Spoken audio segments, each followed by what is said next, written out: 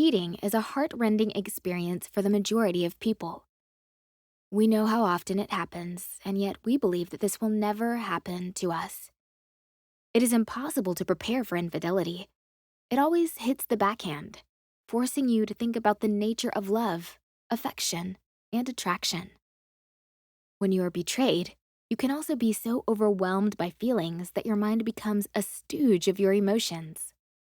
You can make too emotional and generalized conclusions, such as, love does not exist, I will never be happy in a relationship, and you cannot trust people. Remember that these are just your thoughts. Imagine that all that is happening to you is a storm.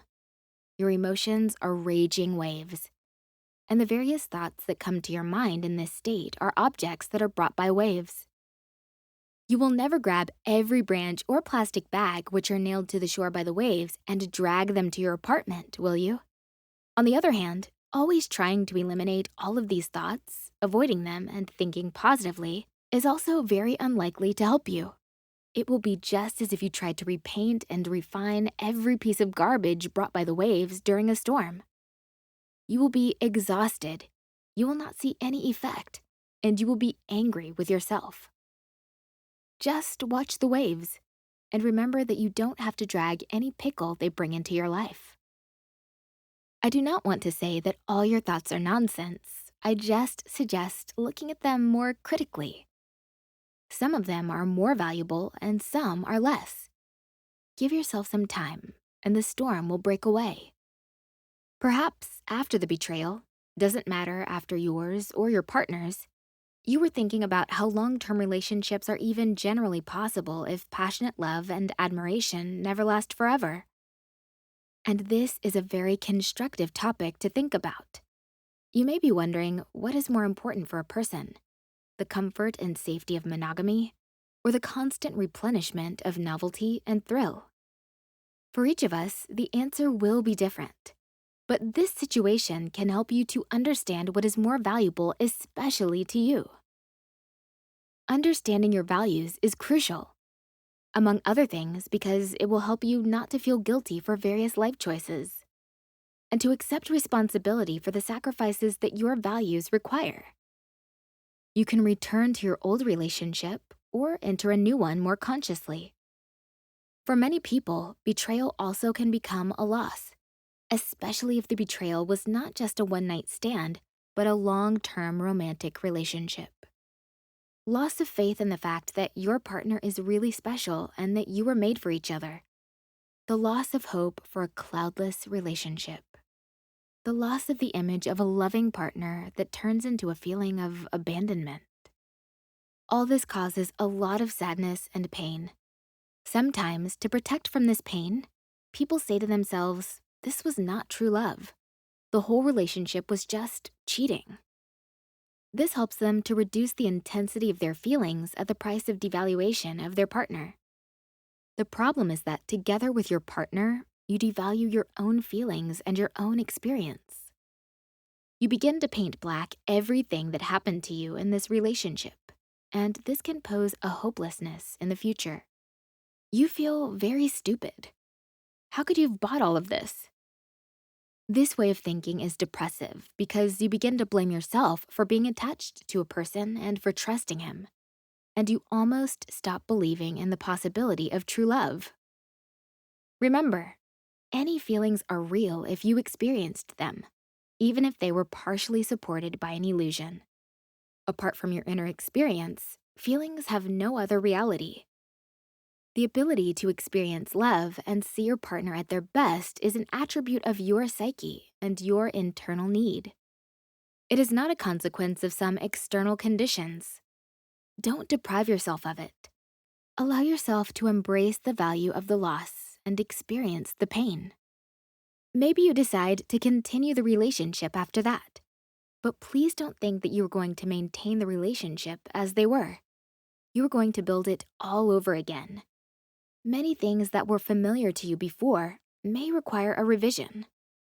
There are several rules for building relationships after infidelity.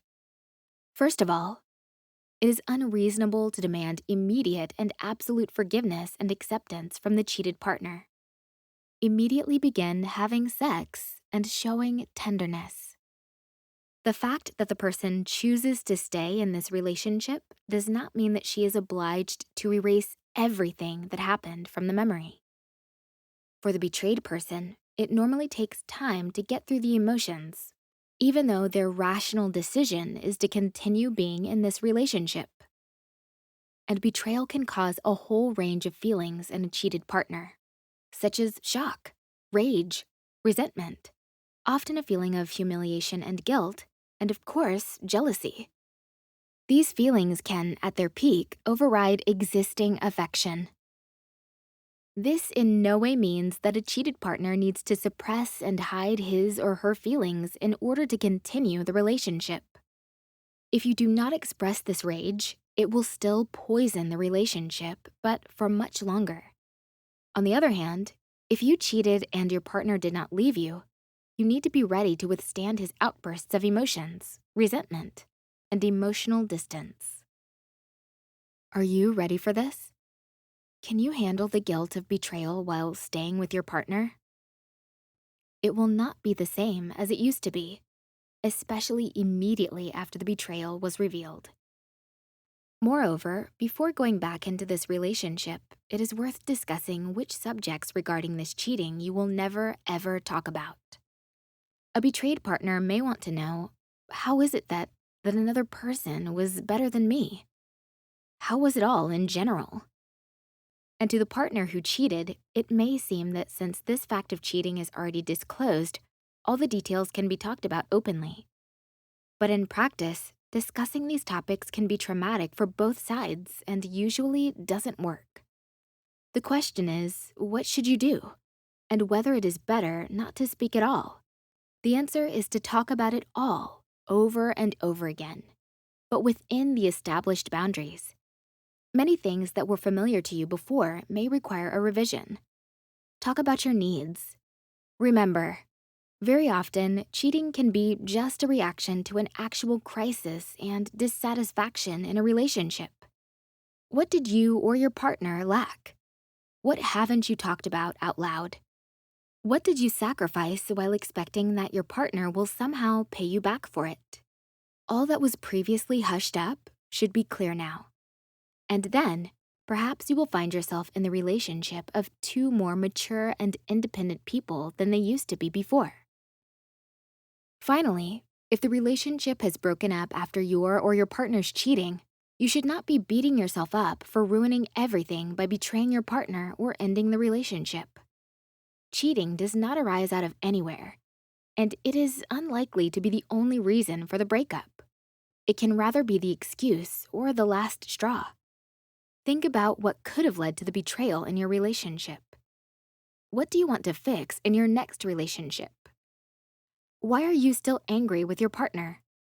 What do you want to apologize for, and what can you thank him or her for? No matter how painful the betrayal may feel, remember that this is an experience that can help you to become wiser and more conscious. Or it can remain a pattern that will be repeated over and over again. Which option will you choose?